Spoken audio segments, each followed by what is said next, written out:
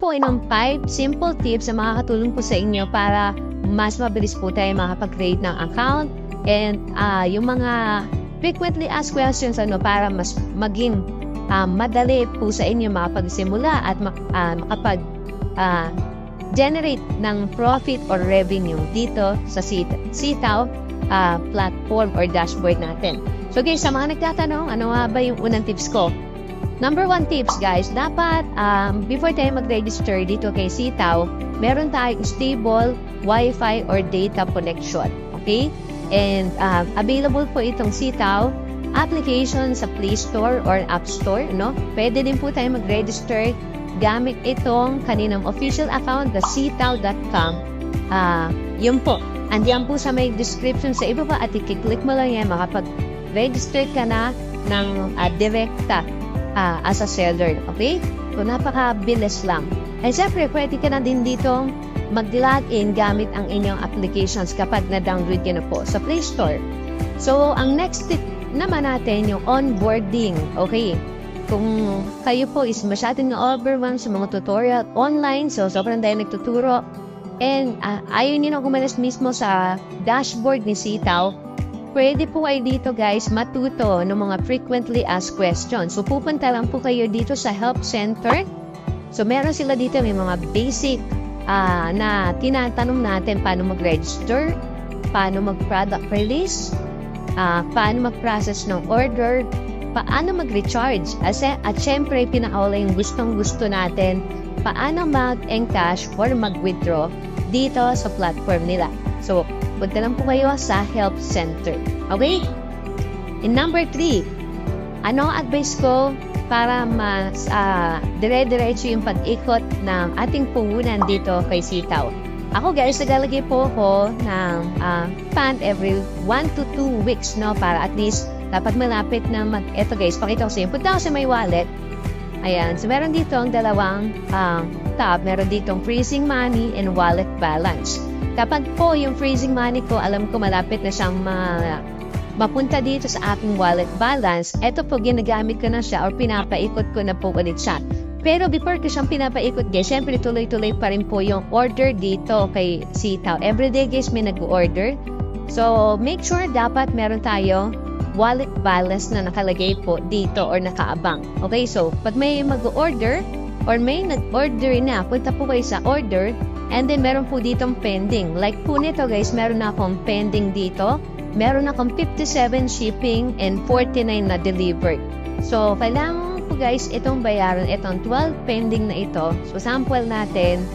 Ayan, so, pay and take deliver ko siya. Ayan guys, so ang kailangan kong isubmit and pay is 11,604 pesos. So, mamaya po maglalagay po ako dito sa aking wallet balance para mabayadan ko na po ulit siya. So, ganun lang guys. Okay? So, make sure meron tayong nakaredy ng fund dito.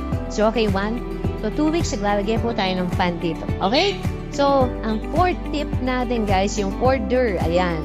Sa product po natin, dapat po meron tayo ditong 20 products, no? So, ang tip lang po na mabibigay ko dito, kung pupunta tayo sa product warehouse, so, pwede tayo mag-select dito ng category, no? So, sample, hockey gloves, hockey helmet, ayan. So, ang ina-advise ko, yung kaya lang po ng budget natin. So, sample, hanap ka dito ng product na worth 200 to 300 pesos po.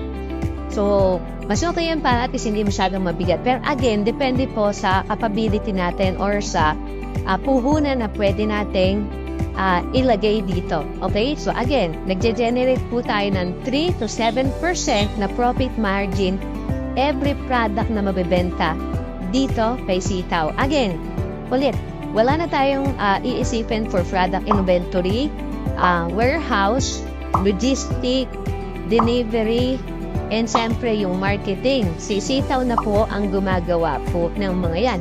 So ang kailangan mo lang gawin dito kapag may umorder, saka mo siya babayadan. So, ganun kasimple. Okay? And make sure dapat available nga po yung balance natin sa ating wallet. Okay? And siyempre, number 5, withdrawal. Ayan. So, ako guys, ang convenient po sa akin is GCash, no?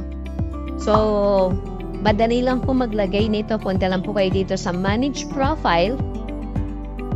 Ayan. So, meron po ditong payment setting. So, pwede po tayo dito maglagay ng GCash, no? Ang alagay lang po kasi dito, bank payment. Again, pwede tayo maglagay dito ng GCash. Ilalagay lang natin yung pangalan ng ating GCash at syempre yung ating number sa GCash. And kapag nag-withdraw po tayo, automatic po ipapadala po yan ni Sitaw dito sa ating GCash. At again, pwede naman din bank. Okay? So, meron tayong na-encash na niyan. So, punta tayo dito sa My Wallet. Ito po yung mga approved na withdrawal natin. Ayan. Okay, so pakita ko sa inyo guys. So, ito yung mga na-receive na natin sa ating GCash account. Basta po approved na po yung status niyan. Ibig sabihin na credit na po yan sa ating GCash or sa ating bangko. So, ganun lang po guys. Thank you for watching. Ito po yung 5 simple tips na mas mapapabilis po tayong makapagsimula at makapag-register at makapag-start na din tayong kumita dito sa Sitaw Dropshipping and E-commerce business. You can follow us for more contents like this. God bless.